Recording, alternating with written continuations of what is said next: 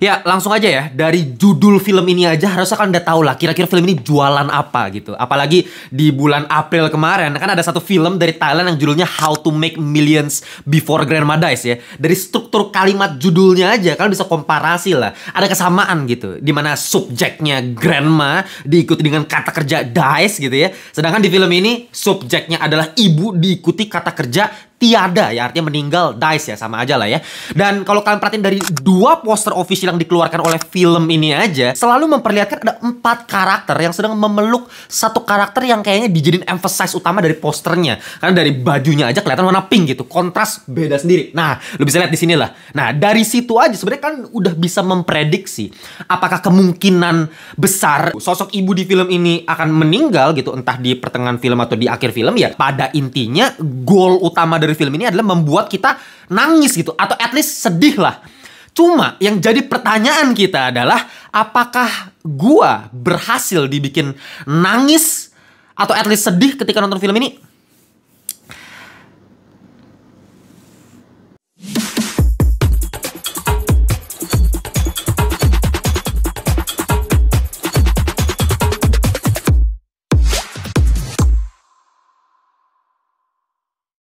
Welcome back to Ngelantur Indonesia, Skip nonton, skip, belum. Jangan lupa kalian semua bersama host kalian, Timothy Fidialo. Kita masuk di segmen review.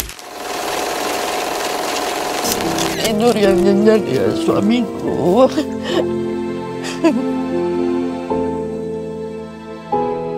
Aku gak... Ya, ketika gue bilang gak sedih nonton film ini, bukan artinya gue psikopat ya.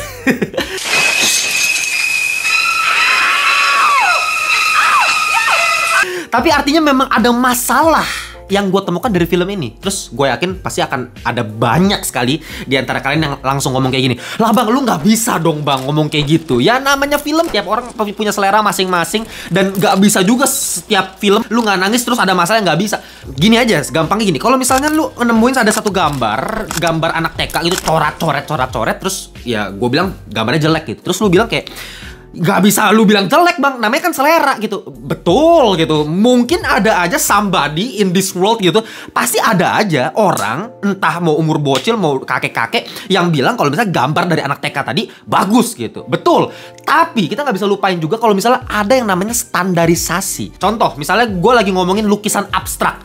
Lu boleh aja secara selera lu mengatakan kalau misalnya ya gambarnya Jean-Michel Basquiat ini hancur banget gitu, jelek banget kayak anak TK buatannya. Boleh gitu, selera mah bebas. Tapi lu nggak bisa mengatakan kalau misalnya lukisan itu secara objektif jelek. Kenapa? Karena lagi-lagi namanya seni selalu ada standar baku. Dan Jean-Michel Basquiat harus berada di titik level tertentu di mana dia harus masterisasi mengenai anatomi tubuh manusia, dia harus masterisasi mengenai komposisi, dia harus masterisasi mengenai palet warna, teori warna. Dia harus paham itu semua, baru dia bisa bikin lukisan abstrak yang bisa dimengerti secara estetika oleh para penikmat seni. Kan gitu, jadi ada standar bakunya. Seni nggak bisa cuman lukisan coret-coret anak TK dibilang seni kan. Nah film juga sama. Ketika gue mengatakan film ini sama sekali nggak bikin gue sedih gitu ya, apakah orang-orang yang nonton film ini terus nge-review bilang kalau misalnya filmnya nangis bombay gitu, gue bener-bener terisak-isak, apakah dia halu?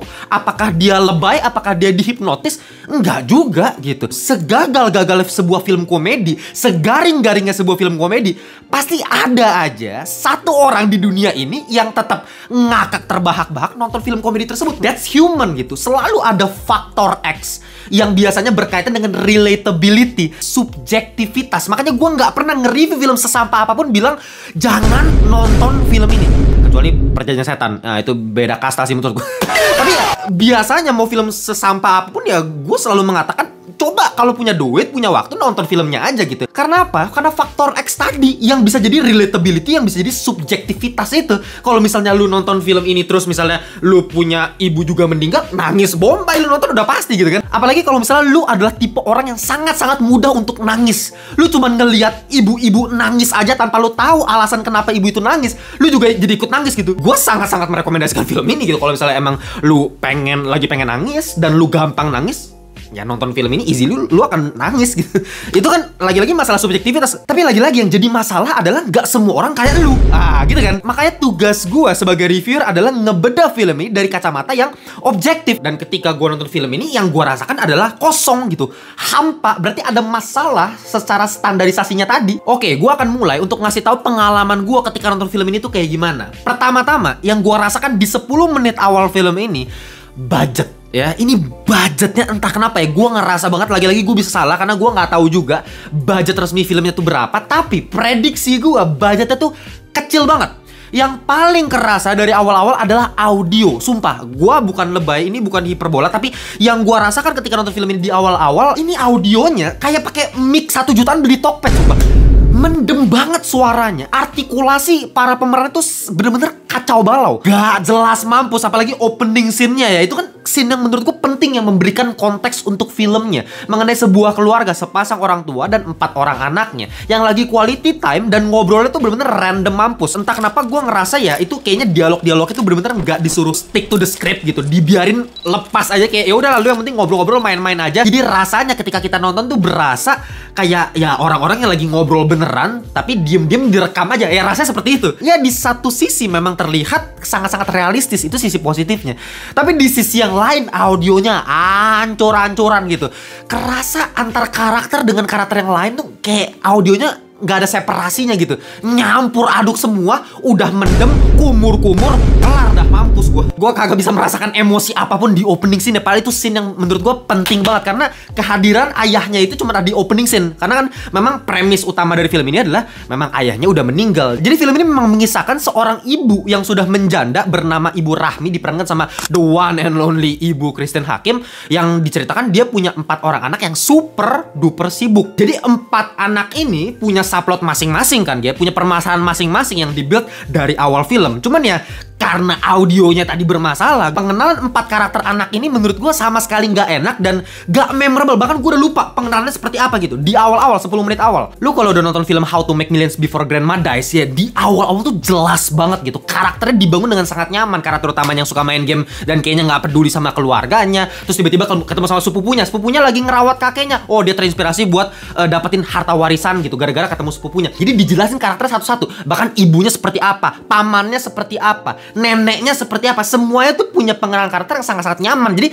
ketika karakternya udah dibangun di awal, ya udah nyaman aja ngikutin ceritanya dari awal sampai akhir. Nah, sedangkan di film ini ya perpindahan scene ke scene antara 4 karakter anaknya ini aja menurut gue terlalu cepet gitu, kurang kuat. Ditambah lagi pemilihan soundtrack yang menurut gue kayak enggak banget sih ini, sumpah. Ini pemilihan soundtracknya sumpah gue nggak ngerti ya. Jadi ketika kita udah diperkenalkan 4 karakter secara cepat gitu, transisinya kita nggak sempat mengenal 4 karakter ini, tiba-tiba nanti transisi udah ke ibunya ini, Ibu Rahmi yang lagi belanja ke pasar, dipakein lagu dari Ghea Indrawari yang berjudul Setengah Mati. Bagaimana jika ku merindukan dirimu.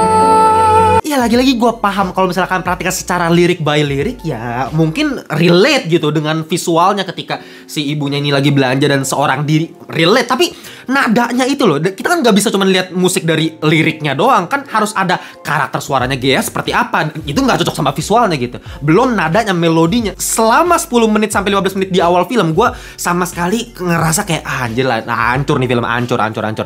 Tapi ketika ada sebuah scene di mana Ibu Rahmi ini ulang tahun dan semua anaknya lupa, dan kita di shot dari tempat makan gitu, mereka makan bareng, ngumpul-ngumpul satu keluarga di satu tempat. Dan lagi-lagi karena budgetnya tadi kecil ya, gue ngerasa pertama karena audionya, kedua banyak banget long take.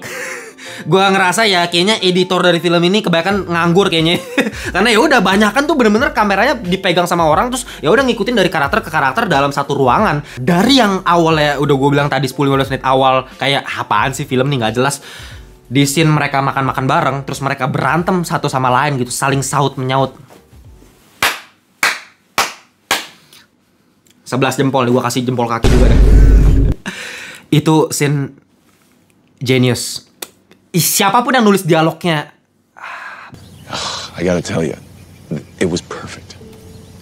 Perfect. Dialog antar karakter dengan karakter yang lainnya sama sekali nggak kerasa lebay. Penulisannya bener-bener super duper realistis, ditambah actingnya menurut gua natural banget. Lu bayang long take nggak ada cut sama sekali, tapi semuanya bener-bener ngomong sesuai porsinya masing-masing. Ketika yang satu ngomong, terus yang satu nahan, terus yang satu malah nimbalin lagi gitu. Kan rame ya dalam satu meja makan itu, termasuk ibunya yang udah gitu didatengin satu, udah kita makan lagi, ibu kan lagi ulang tahun gitu, yang lain udah lu gini, terus nanti ada yang nyaut lagi gitu, udah reda dikit nanti ada yang gatel buat ngomong lagi, lu sih begini-begini.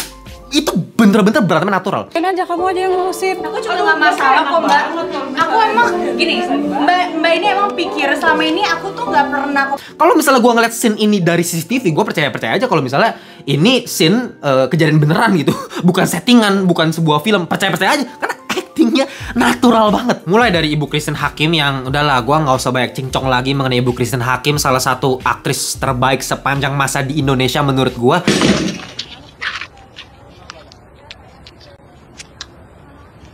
Makan, Bu.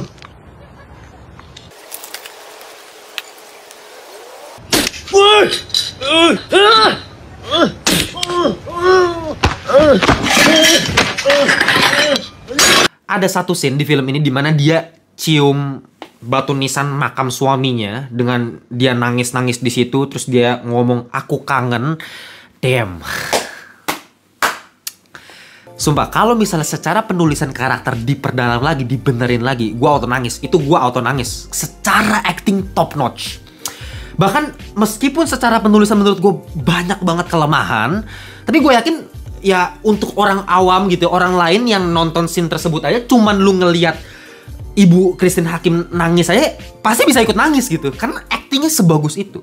Tapi lagi-lagi itu masalahnya, sayangnya tidak dibarengi oleh penulisan yang cukup bagus. Sebenarnya dari awal film, semenjak mereka berantem ketika lagi makan bareng di ulang tahun ibunya itu, menurut gue masih menarik sekali nih. Ya, eksplorasi karakter-karakternya menurut gue ya cukup kompleks gitu loh. Apalagi karakter Ranika yang diperankan sama Adinia Wirasti, ya dia anak sulung di sini, anak yang paling tua.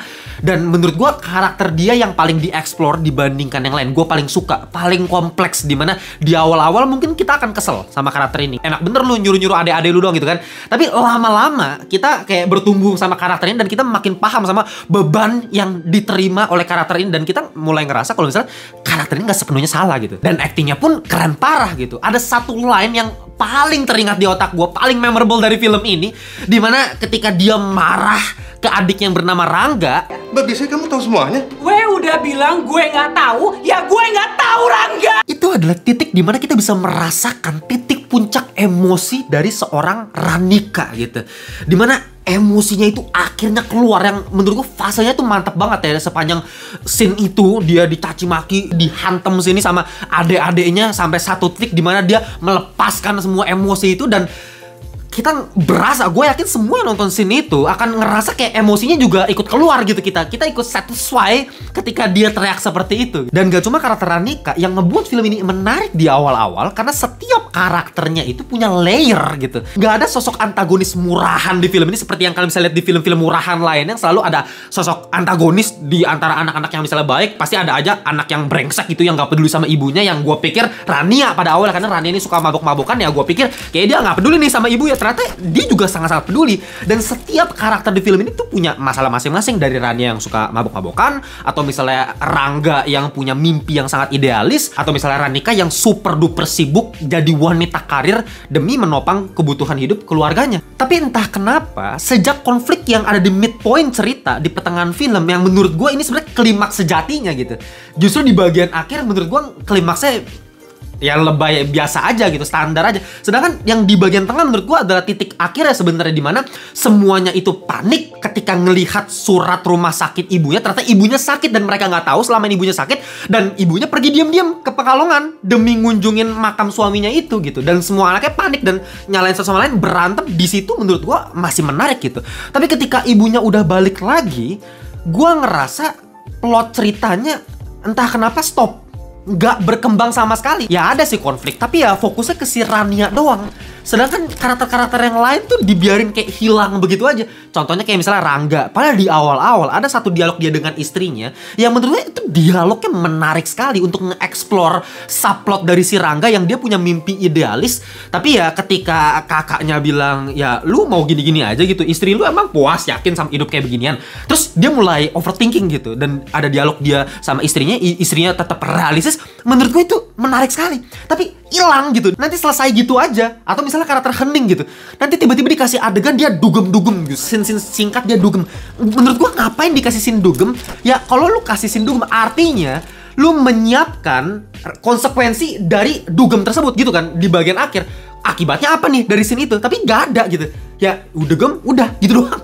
Nanti ya udah semua jadi baik lagi. Jadi banyak sekali plot yang terabaikan di film ini yang gue ngerasa ramuan plot cerita dari film ini masih berantakan banget. Jadi korelasi antara kematian ibu dengan perubahan anak sesuai dengan judul kan, bila esok ibu tiada. Jadi kalau misalnya setelah ibu tiada, anak-anaknya bisa akur lagi nggak gitu kan? Karena mereka di awal berantem gitu. Nah, menurut gua korelasinya nggak ada. Lebih anehnya lagi, sok-sokan masukin filosofi kintsugi, sebuah seni untuk memperbaiki keramik yang udah pecah, dikasih emas sehingga pecahan-pecahan yang udah hancur malah jadi sebuah bentuk keindahan yang baru gitu, filosofi kintsugi. Kayak gua ngerti ya, maknanya adalah ketika ibu tiada, mereka yang berantem jadi akur gitu, kintsugi.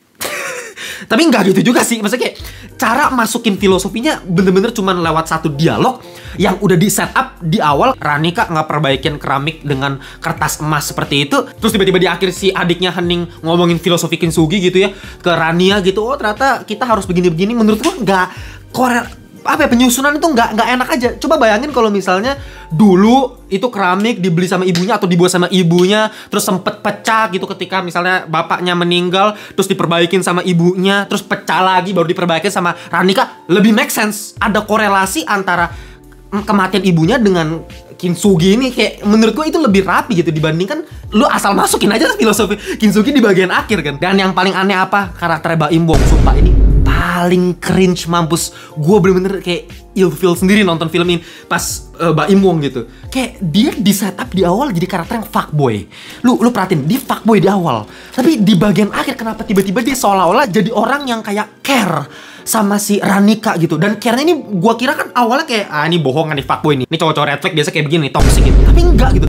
Dari background musiknya pakai piano, berarti ini serius gitu. Dia emang ternyata beneran care sama Ranika. Terus dia ngomong, ya aku sayang kamu. Dan itu membuka hatinya si Ranika yang di awal dia ngerasa kayak dia sendirian, dia wanita karir gitu, dia nggak punya waktu untuk romansa gitu. Tapi ternyata ya ada orang yang sayang sama dia, yaitu si Kevin, si Baim Wong. Enggak, aneh banget setupnya nggak begitu gitu. Itu jijik banget sih gue ngeliat scene Baim Wong di akhir. Gue nggak tahu, coba tulis di komentar kalau pendapat kalian mengenai scene Baim Wong itu. Dan ya ada satu scene lagi yang menurut gue juga mengganggu gue, di mana scene Ibu Christine Hakim lagi nangis itu di close up deket banget. Actingnya lagi-lagi selalu bagus ya Ibu Christine Hakim. Tapi gue ngerasa ketika actingnya di close up deket banget, terus tiba-tiba ada kepala suaminya yang masuk, dan kita tahu suami kan udah meninggal ya. Itu scene kok jadi serem ya. Menurut gue jadi horor sumpah.